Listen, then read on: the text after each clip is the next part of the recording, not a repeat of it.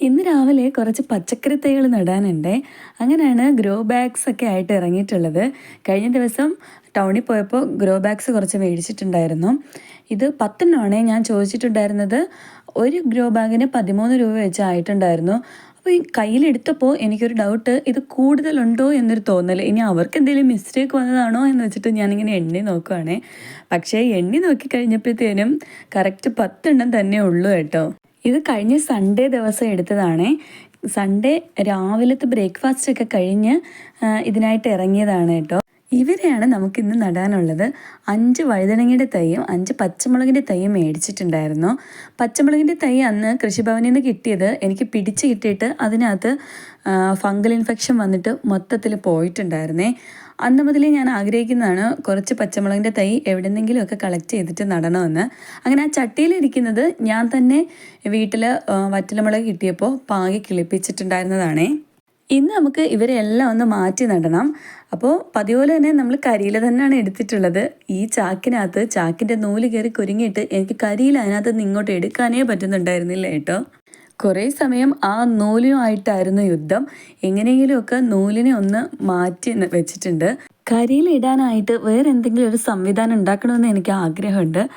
ഇതിലിപ്പോൾ എന്തിൻ്റെയൊക്കെ ഇലകളുണ്ടെന്ന് ചോദിച്ചാൽ വീട്ടിലുള്ള എല്ലാ മരങ്ങളുടെയും ഇലകൾ ഇതിൻ്റെ ഉള്ളിലുണ്ട് കേട്ടോ.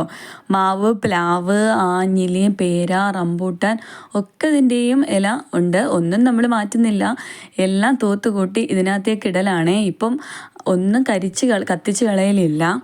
ഈ നൂലിൻ്റെ ശല്യം കാരണം ഞാൻ അവസാനം ആ ചാക്ക് ഇതുപോലെ മടക്കി വെച്ചിട്ടുണ്ട് കേട്ടോ. കരിയില നിറയ്ക്കുന്നതിന് മുന്നേ ഗ്രോ ബാഗിൽ ഹോൾസ് ഒക്കെ ഉണ്ടോ എന്ന് നോക്കണം.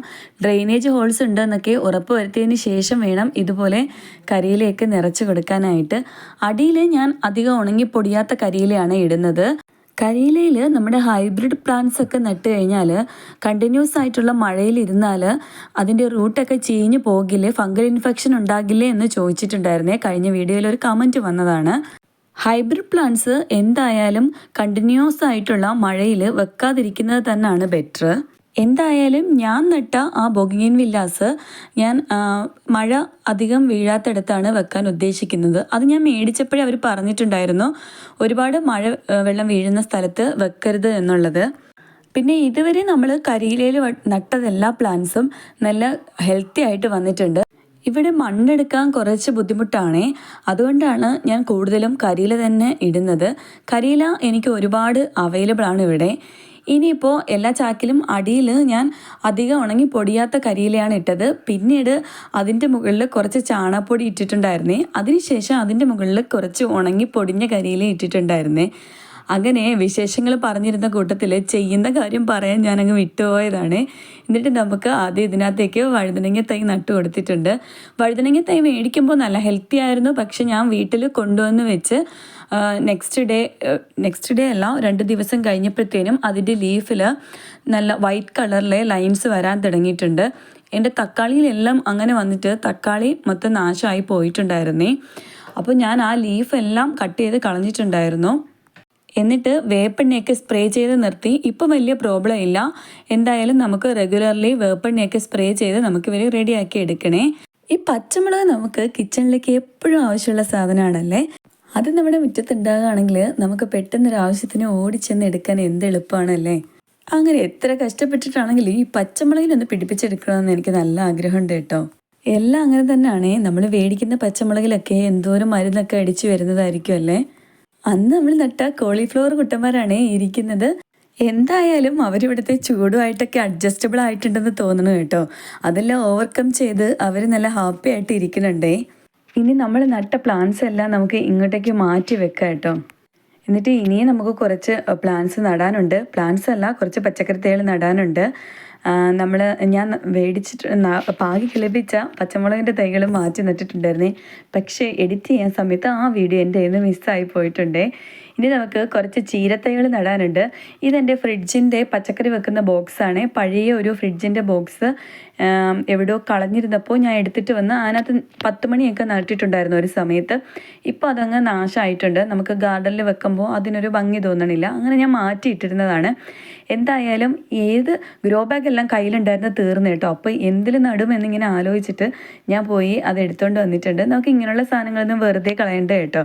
ഇതുപോലുള്ള എന്തെങ്കിലും സാധനങ്ങളോ അല്ലെങ്കിൽ പ്ലാസ്റ്റിക് ബോട്ടിലുകളോ ഒക്കെ ഉണ്ടെങ്കിൽ അതിലെല്ലാം ഇതുപോലെ നമുക്ക് പച്ചക്കറികളൊക്കെ നടാം കേട്ടോ. സൺഡേ ദിവസം രാവിലെയാണ് ഞാൻ ഈ പരിപാടിക്ക് ഇറങ്ങിയിട്ടുള്ളത്. രാവിലത്തെ ബ്രേക്ക്ഫാസ്റ്റ് ഒക്കെ കഴിഞ്ഞിട്ട് ഇറങ്ങിയതാണ്. ഇനി ഇതൊന്ന് ഒതുക്കിയിട്ട് വേണം കിച്ചണിലേക്ക് കയറി ഉച്ചക്കത്തേക്കുള്ള എന്തെങ്കിലുമൊക്കെ റെഡിയാക്കാനായിട്ടേ. സൺഡേ ദിവസം മാത്രമാണ് നമുക്കിതുപോലെ രാവിലെ മുറ്റത്തേക്ക് ഇറങ്ങാൻ കഴിയുക. ഇപ്പോൾ എന്തൊരു ചൂടാണല്ലേ. നിങ്ങളുടെ നാട്ടിലൊക്കെ എങ്ങനെയാണ്? ഇതുപോലെ തന്നെയാണോ? ഇവിടെ നല്ല ശക്തമായ ചൂടാണ്. ഇവർക്ക് ഞാൻ വന്ന ഉടനെ ഒന്ന് നനച്ചു കൊടുക്കാറുണ്ട്. ആ നട്ടുച്ച വെയിലിൽ എന്തായാലും ഇവരൊന്ന് വാടിപ്പോവുക. ഇവർ വാടി നിൽക്കുന്ന കാണുമ്പോൾ എനിക്ക് ഭയങ്കര വിഷമമാണ്. ചീരയുടെ വിത്ത് ഞാൻ തന്നെ പാകി മുളപ്പിച്ചെടുത്തതാണ്. നമ്മൾ ഒരു വിത്ത് പാകിയാൽ ഇപ്പോൾ എല്ലാം മുളയ്ക്കണമെന്നില്ല. പിന്നെ മുളച്ചാലും എല്ലാവരും നല്ല ഹെൽത്തി ആയിരിക്കണമെന്നില്ല. നമ്മൾ മാറ്റി നടുമ്പോൾ നല്ല ഹെൽത്തി ആയിട്ടുള്ള പ്ലാന്റ്സ് വേണം ആദ്യം മാറ്റി നടാനായിട്ടേ. ചീരത്തൈകൾ ഓരോന്നും നല്ല ക്ഷമയോടെ ഇരുന്ന് വേണം ഇതുപോലെ മാറ്റി നടാനായിട്ട്. അന്ന് ബൊഗൻവില്ല നടാനായിട്ട് ചട്ടി മേടിക്കാൻ പോയപ്പോൾ കോൺക്രീറ്റ് ചട്ടി മൊത്തം 10 മേടിച്ചിട്ടുണ്ടായിരുന്നേ. അന്നൊരു 6 യൂസ് ചെയ്തിട്ടുണ്ടായിരുന്നുള്ളൂ. ബാക്കിയുള്ള 4 ചട്ടിയാണ് അവിടെ ഇരിക്കുന്നത്. അതിലിനി നമുക്ക് ഏതെങ്കിലും പ്ലാന്റ്സ് ഒക്കെ കിട്ടുമ്പോൾ നട്ട് വെക്കാവേ. അതിൽ 2 പോട്ടിൽ നടാനായിട്ട് 2 റോസ് എൻ്റെ കയ്യിലുണ്ട്. ഈ ചീരത്തൈകളെല്ലാം കുറച്ച് ദിവസത്തേക്ക് ഒരു ഷെയ്ഡിലേക്ക് മാറ്റി വെക്കണം കേട്ടോ. ഇതിപ്പോൾ വീഡിയോ എടുക്കാനായിട്ട് ഞാൻ ഒരുമിച്ച് എടുത്ത് വെച്ചതാണ്. എൻ്റെ പഴയ ചട്ടികളും ഒക്കെ ഞാൻ എടുത്തുകൊണ്ട് വന്നിട്ട് അതിനകത്തും കുറച്ച് പച്ചമുളകൊക്കെ നട്ടിട്ടുണ്ടേ. ഇതൊക്കെ കോൺക്രീറ്റ് ചട്ടിയൊക്കെ ഞാൻ ഉണ്ടാക്കിയതായിരുന്നു. അതെല്ലാം എടുത്തുകൊണ്ട് വന്നിട്ട് അതിനകത്തും ഇതുപോലെ നട്ട് വെച്ചിട്ടുണ്ട്. ഈ പയറിനെ കാണിക്കുന്നത് ഇത് നമ്മൾ കരിയിലയിൽ മാത്രം നട്ട പയറാണ്. കരിയിലയും ചാണകപ്പൊടിയും കൂടെയൊക്കെ ചേർത്തിട്ട് നട്ടതാണ്. മണ്ണ് യൂസ് ചെയ്തിട്ടേ ഇല്ല. അവരെല്ലാം അൽഹംദുലില്ലാ ഇതുവരെ നല്ല ഹെൽത്തി ആയിട്ട് നിൽക്കണുണ്ട് കേട്ടോ. അതിനകത്ത് നിന്ന് കുറച്ച് പയറൊക്കെ പറിക്കുകയും ചെയ്തിട്ടുണ്ട്. അപ്പോൾ ഇന്നത്തെ വീഡിയോ ഇത്രയേ ഉള്ളൂ. അടുത്ത വീഡിയോയുമായി കാണുന്നവരേക്കും ബൈ.